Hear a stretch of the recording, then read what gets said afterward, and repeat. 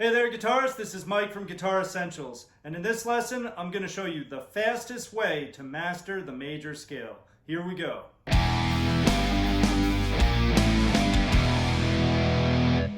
So I feel one of the fastest ways to master the major scale is to learn it on one string and also understand the formula for the major scale, which is your intervals of whole steps and half steps.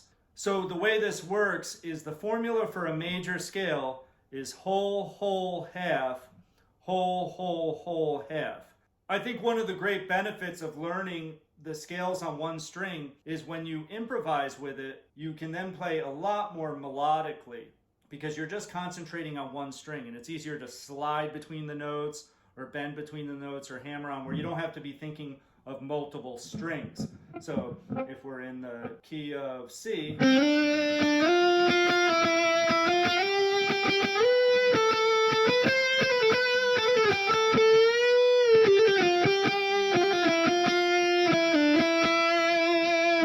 whereas if I played a C major scale, I'm probably not going to play that melodically with it. So let's apply this to the guitar. We're going to start on a C note on the second string, or the B string. So that's first fret, and we're going to go up to the D note, which is a whole step. So we skip a fret and we go from the first fret to the third fret, from C to D. So that's our first whole step. Then we do another whole step from D to E. Then we do a half step from E to F. Then we do a whole step from F to G. Then we do another whole step from G to A. Another whole step from A to B. And another half step from B to C. And then from that point, it can start all over from this note. That's the octave C. Whole, whole, half, whole, whole, whole. And I ran out of room, so I'm going to bend to C. All right? Once you learn that formula, you can play it on any note on the fretboard and know your major scale.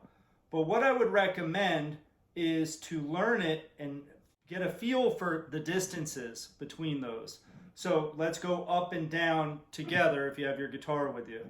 So we're going from first fret to third fret, third to fifth, fifth to sixth, sixth to eight, eight to 10, 10 to 12, and 12 to 13. And then practice it backwards.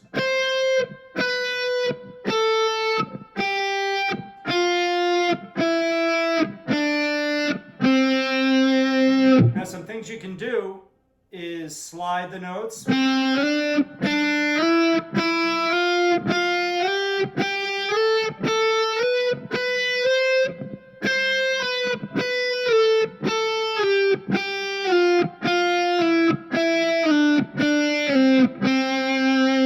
So once you learn that formula and those frets, then improvise with it, whether with a backing track in C major or just on your own without a backing track.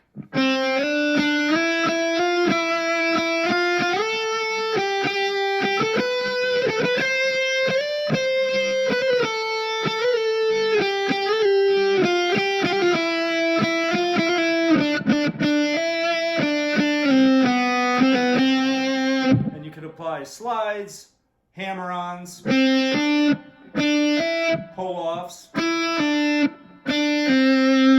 bends. So if I'm bending the E note on the fifth fret, you're bending a half step to the F note. A whole step bend would, let's say we take the A on the 10th fret, you're bending to this note. All right, and you can apply all those articulations into your playing of the scale. Now what we'll do is we're going to take that formula and apply it to another key. We're going to take the key of D, and in this case we have an open D string. So we're going to go use the formula, and then I'll show you some interesting stuff you can do with an open string. So we're going to go whole step, D to E,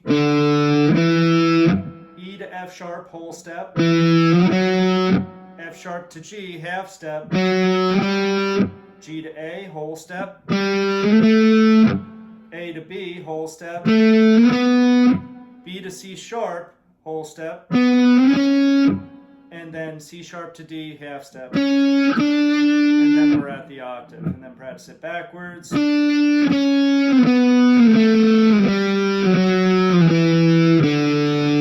what's cool about the open string is you can use the open D string as a pedal point. What that means is a note that you keep coming back to. So for instance, you could practice the scale open and then the fretted note. So like this.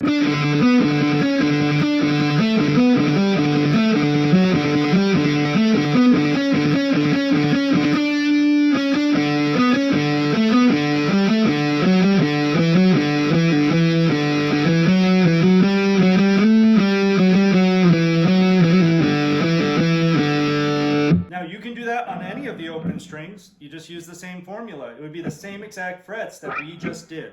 So the frets from the open string are 0, 2, 4, 5, 7, 9, 11, 12. So if I do those same frets on, for instance, the high E string, I'm now playing an E major scale. So I think it's very beneficial to learn them on one string. It doesn't mean don't learn your scales, like say I take an A major scale starting here, and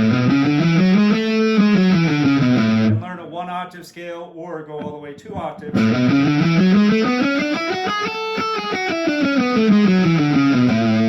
You should still do that, but that's a lot harder than concentrating on one string. And it's more of a vertical type of playing, as I call it, as opposed to a linear or more of a horizontal approach of playing it along one string. So let's take one more scale. Let's do a G major scale, and let's do it off the 6th string. So I'm just going to go up and down, whole, whole, half, whole, whole, whole, half.